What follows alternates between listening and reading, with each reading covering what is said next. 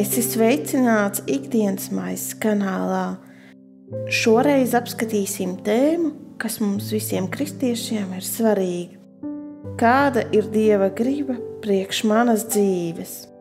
Bībelē daudz runāts par Dieva gribu. Tā ir laba lieta, un gribēt pazīt Dieva gribu, tas mums ir nepieciešams. Mēs varam zināt, kāda ir Dieva griba dažādos jautājumos, tas, kas ir rakstīts Bībelē. Šis jautājums pazīt Dieva gribu vienmēr ir bijusi aktuāls, bet ir Dieva griba vispārīgā un Dieva griba specifiskā. Dieva griba vispārīgā, tā ir uzrakstīta Bībelē, un mēs katrs ik viens to varam atrast. Un Dieva griba specifiskā, tā ir atklāsme, ko Dievs dod dažādos veidos priekš katra, kas to meklē. Reizēm mums liekas, ka Dieva griba ir sarežģīta, bet patiesībā tā ir tik vienkārša. Dieva gribu mēs varam darīt tikai tad, kad esam piedzimuši no augšienes. Un tā ir Dieva griba, ka mēs esam glābti, ka mēs esam piedzimuši no jauna. Nākamais solis, kas ir Dieva griba, tās ir kristības, ūdens kristības.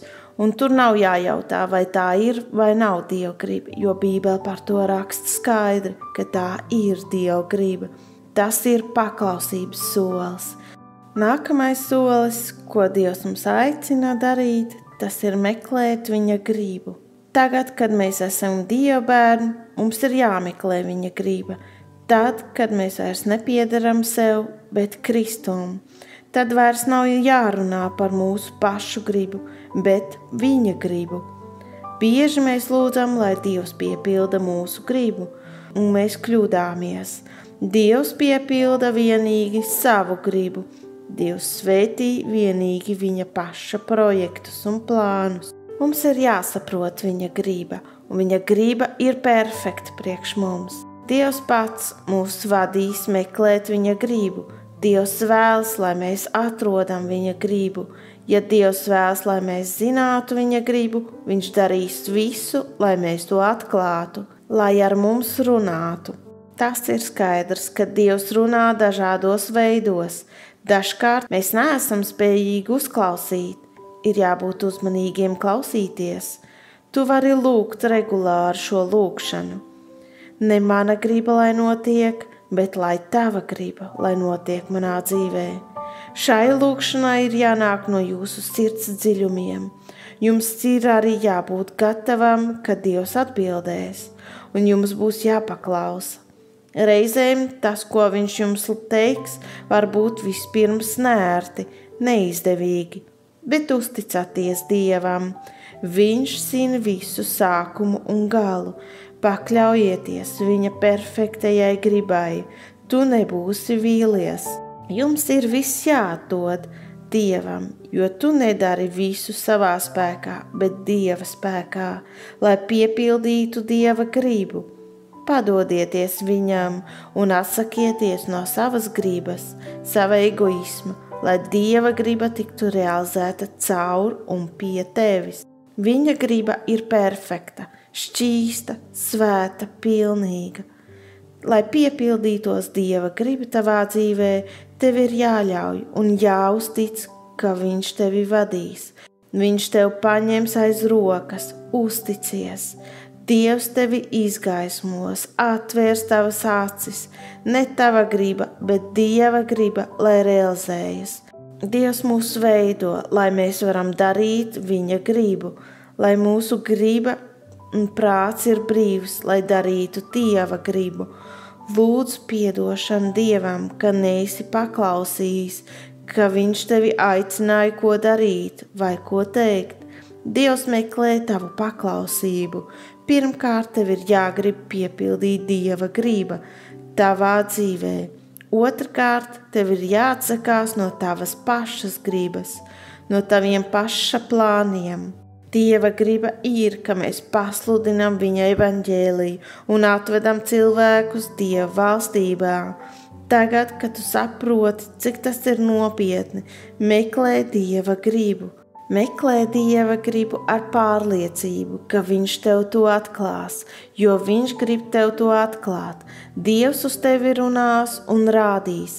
Reizēm vajag apstāties un neraizēties, ka Dievs nerunā. Viņš runā. Paliec mierā un koncentrējies uz Jēzu. Jēzus ir laivā kopā ar tevi, un Viņš kopā ar tevi pārcelsies pāri. Svētais gars tevi vadīs visā patiesībā, un tev rādīs nākamās lietas, un tev atgādinās viņa vārdus. Kā Dieva bērni mums ir jāsaka visās lietās, ne mana griba, bet tava griba, lai notiek mans Dievs. Jo vairāk mēs paklausīsim, jo vairāk Dievs mūs lietos, jo lielāks prieks piepildīs mūsu sirdi.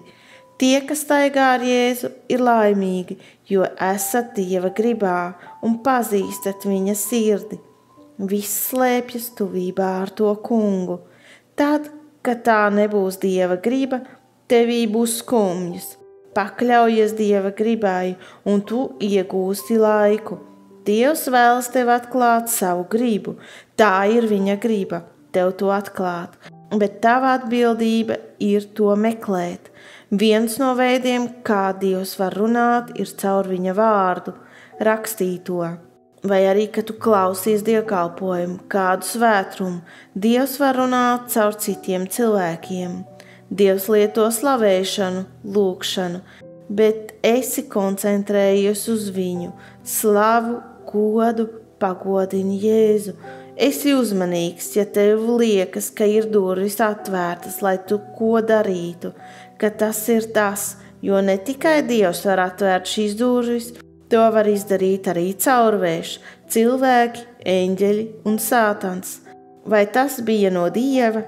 Nepaļaujies vienīgi uz ārējiem apstākļiem, kas var liecināt, ka tev tas ir jādara vai tev tas ir iespējams. Uzmanies, tev vajag, kad Dievs tev to apliecina caur savu garu. Reizēm skumjas var tevī ienākt. Varbūt, ka ir cilvēki, kas ir pret tevi, vai lietas, kas nedarbojas vairs kā agrāk. Tas var būt, ka Dievs vēlas mums ko teikt. Tie nav apstākļi, bet mums šajos grūtību brīžos ir jāapstājas un jāmeklē Dieva griba. Varbūt, ka tu esi pārāk aizņemts, lai kaut ko darītu, un tu nedzirdi, ka Dievs vēlas tev ko teikt, vai arī ir lietas, kas tev ir jāsakārto. Varbūt, ka tev ir jāmaina virziens, varbūt, ka Dievs tevi aicina uz kaut ko citu. Lūdziet par to, uz ko Dievs jūs aicina šajā brīdī. Jūs visu laiku darījāt kādas lietas, bet dziļi iekšēji jūs sajūtat kaut ko, kas nav tā, kā vajag. Kad tu to nesaproti, lūdziet, piedod man, ka es laicīgi neredzēju, ka es nepievērsu uzmanību šīm izmaiņām, lai es apstātos un uzklausītu tavu vārdu, mans Dievs. Runā uz mani, kungs, un vadi mani, ļauj man saprast šo situāciju. Es negribu būt vadīts no apstākļiem, kas ir visapkārt man. Es vēlos būt uzmanīgs un būt pakļauts tavam garam. Amen. Ņemiet laiku, lai meklētu Dievu un viņā ieklausītos. Lūkšana, lai atvērtu Dieva perfekto gribu priekš sevis. Šo lūkšanu tu atradīsi turpinājumā.